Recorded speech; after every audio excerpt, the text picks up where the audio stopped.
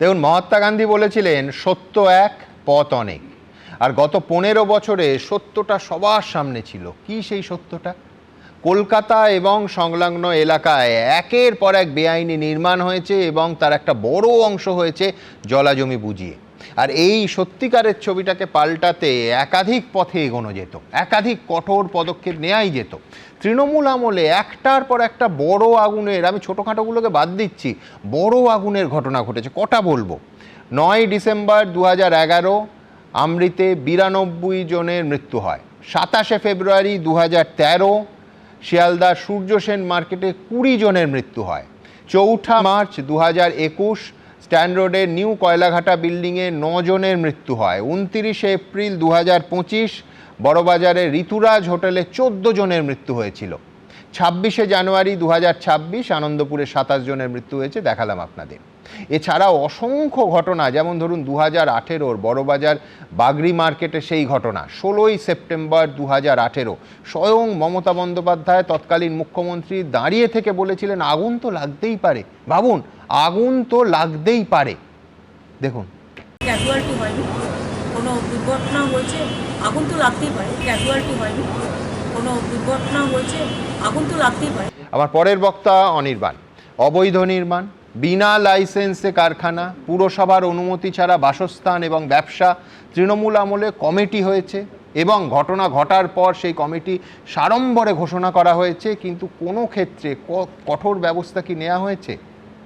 আমি অনির্বাণের কাছে যাব, যদি ওর কাছে জানা থাকে।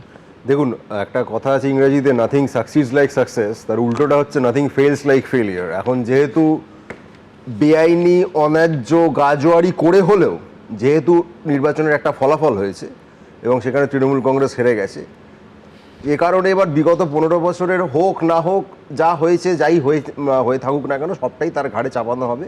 সলিলদা যেমন বলছিলেন বিভিন্ন বিশেষণ ব্যবহার করে যে সরকার এই ইত্যাদি, মেনে নিলাম। আবার এটাও কথা যে সেই সরকারের 2/3 মানে প্রথম 10 বছরের দ্বিতীয় গুরুত্বপূর্ণতম হেভিওয়েট নেতা মন্ত্রী যদি কেউ থেকে থাকেন, তিনি এখন বর্তমানে মুখ্যমন্ত্রী।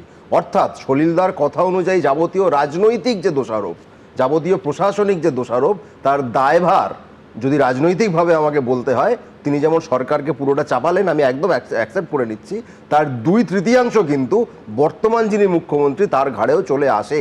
এটা সলিলদা খেয়াল রাখবেন। এবং এখানে ইল্লিগাল কনস্ট্রাকশন সংক্রান্ত যা যা বক্তব্য, যা যা আশা বিভিন্ন মানুষজন প্রকাশ করছেন, তার সঙ্গে আমি সহমত। কোনো রকম বেআইনি নির্মাণ, তার ফলে মানুষের অসুবিধা হওয়া, প্রাণহানির মতো ঘটনা আমরা কেউ সেটা চাইতে পারি না। কিন্তু সমস্যার জায়গা হচ্ছে সুমনদা, সরকার শপথ গ্রহণের আগেই, ফলাফল ঘোষণার পরে মধ্যবর্তী সময়টাতে বিজেপির বিজয় মিছিল থেকে আমরা দেখেছি বুলডোজারের সাহায্যে নিউ মার্কেটের বাইরে একাধিক দোকান ভেঙে গুড়িয়ে দিতে। আমরা দেখেছি বিজেপির নেতারা বারবার করে বুলডোজারকে রাজনৈতিক প্রতিহিংসার সঙ্গে সমার্থকভাবে ব্যবহার করতে। এই জায়গা থেকে আমাদের আশঙ্কা যে নিয়ম মেনে বেআইনি। অনির্বাণ, তুমি এইটা দেখোনি যে মুখ্যমন্ত্রী কে হবে আমরা কেউ তখন জানতাম না। শ্রমিক ভট্টাচার্য শাসক দলের সম্ভাব্য পরবর্তীকালে যারা সরকার গঠন করবে তার প্রতিনিধি হিসেবে নবান্নে গেলেন, ডিজির সঙ্গে এবং সমস্ত পুলিশ কর্তার সঙ্গে বসলেন, মিটিং করলেন, বেরিয়ে বললেন যে শুধুমাত্র যারা এই বুলডোজার ব্যবহার করেছে তাদের শাস্তি নয়, যারা ভাড়া দিয়েছে অথবা যাদের কাছ থেকে নেওয়া হয়েছে সেই মালিকদের অবধি কঠোর শাস্তি হবে যদি এই জিনিস হয়। এটাও তো বলতে হবে, তুমি বলো। না, নিশ্চয়ই তিনি বলেছেন। এবং এখনো পর্যন্ত যারা যারা সেই কাণ্ডটি করেছিলেন তাদের কতজন গ্রেপ্তার হয়েছেন, কতজনের রিপোর্ট এসছে, সেটাও আমরা দেখতে চাই। আমি এক্ষুনি কাউকে দোষারোপ করছি না প্রশাসনের অন্দরে। দ্বিতীয় কথা, দেবজিৎ আমি শেষ করে নি, এই বুলডোজারের নামগুলো তাহলে একটু বলে দিও, হতে পারে আমরা জানি না। বুলডোজার দিয়ে প্রাথমিকভাবে বেআইনি নির্মাণই ভাঙা হবে, কোনো রকম বেআইনি নির্মাণ সহ্য করা হবে না বলে উত্তরপ্রদেশ, যেখান থেকে বুলডোজার রাজনীতির শুরু, সেইখানে আমরা পরপর দেখেছি যে বিরোধী স্বরকে দমন করার জন্য বুলডোজারকে ব্যবহার করা হচ্ছে। এই কথা শুধু রাজনৈতিক বিরোধীরা নয়, খোদ সুপ্রিম কোর্টের অবজারভেশনে উঠে এসছে যে সেখানে বুলডোজারকে বেআইনিভাবেই ব্যবহার করা হচ্ছে এবং এটা বন্ধ হওয়া উচিত, যদিও বন্ধ হয়নি। এই কারণে ওই যাকে কথায় আছে সিঁদুরে মেঘ দেখলে ঘর পোড়া গরু ডরায়, আমরা সেই একই জায়গা থেকে প্রাথমিকভাবে তিলজলার একটি ঘর বা একটি বাড়ি ভাঙা হচ্ছে, সাথে সবাই স্বাগত জানাচ্ছেন। ঘর আমরাও বাড়ি বলছি বলো না, বেআইনি ভাঙুন। বেআইনি নির্মাণ, একদম বেআইনি বাড়ি, বেআইনি কারখানা। বেআইনি কারখানা, বেআইনি নির্মাণ। আপনারা যদি নিয়ম মেনে, আইন মেনে, নোটিশ দিয়ে তার টাইম পিরিয়ড আছে ইত্যাদি যদি ভেঙে থাকেন, সেটা নিয়ে কারো আপত্তি থাকবে না। দাদা দাদা দাদা দাদা আমি দেখাচ্ছি নোটিশ দিলে কি হয় এবং নোটিশ সত্ত্বেও কি হয় আমি এক্ষুনি এই দেখাবো। জায়গাটা শেষ করে নিই, আমি দেখাচ্ছি এক্ষুনি দেখাবো, এই জায়গাটা এক্ষুনি। শেষ করে নিই। আমি বলছি সেই বেশিক্ষণ জায়গাটা অপেক্ষা যদি করতে আইন হবে না। মেনে নিয়ম মেনে আপনারা ভেঙে থাকেন, অত্যন্ত ভালো কথা।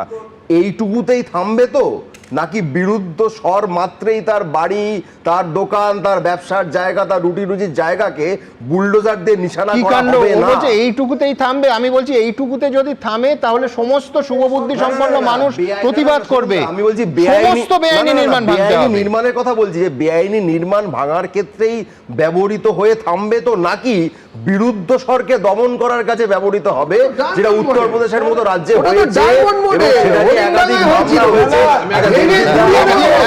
ঠিক আছে, আমার কথাটা শেষ করে নি। যে কাজ উত্তরপ্রদেশের যোগী রাজ্য করেছে, বিরুদ্ধ স্বরকে দমন করেছে, সেই একই কাজ কি বাংলায় হবে? এই আশঙ্কাটা আমার এটার আমাদের মধ্যে রয়েছে। একটা সুখের কথা আছে, সেটা হচ্ছে তৃণমূল কংগ্রেস 4 তারিখের পর থেকে বিরুদ্ধ স্বরের কথা বলছে। যখন বিরুদ্ধ স্বরের পক্ষে গলা ফাটিয়ে আমরা বলতাম, তখন কানে তুলতো না। এবিপি আনন্দ, এগিয়ে থাকে, এগিয়ে রাখে।